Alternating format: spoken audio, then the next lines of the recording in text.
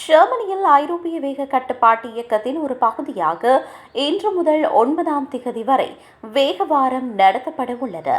இதன் மூலம் நாடு முழுவதும் தீவிர வாகன சோதனைகள் மேற்கொள்ளப்பட உள்ளதாக போலீசார் அறிவித்தனர். வெளிநாடுகளிலிருந்து ஜெர்மன் செல்லும் பயணிகளுக்கு இது முக்கியமான தகவலாகும். உச்ச பயண பருவமான இந்த வாரத்தில் ஐரோப்பா முழுவதும் வேகத்தை கட்டுப்படுத்த இந்த நடவடிக்கை எடுக்கப்பட்டுள்ளது. ஜெர்மனியின் சில மாநிலங்களை தவிர்த்து பெரும்பாலான பகுதிகளில் இந்த சோதனை நடைபெறும்.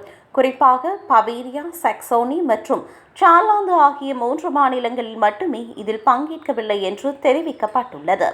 கடந்த ஏப்ரல் மாதத்தை போலன்றி இந்த முறை குறிப்பிட்ட ஒற்றை நாள் உச்சக்கட்ட சோதனை கிடையாது.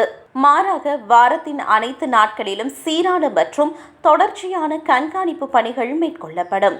பாடசாலைகள், கட்டுமான பகுதிகள், மருத்துவமனைகள் மற்றும் விபத்து அபாயம் உள்ள முக்கிய சாலைகளில் கூடுதல் வேக கேமராக்கள் பொருத்தப்படும். விதிமீறல்களில் ஈடுபடும் ஓட்டுநர்களுக்கு அபராதம் மற்றும் ஓட்டுநர் உரிமம் பறிமுதல் போன்ற கடுமையான நடவடிக்கைகள் எடுக்கப்படலாம். ஐரோப்பிய போக்குவரத்து போலீசாரான ரோட்போல் அமைப்பின் மூலம் இந்த நடவடிக்கை ஒருங்கிணைக்கப்படுகிறது.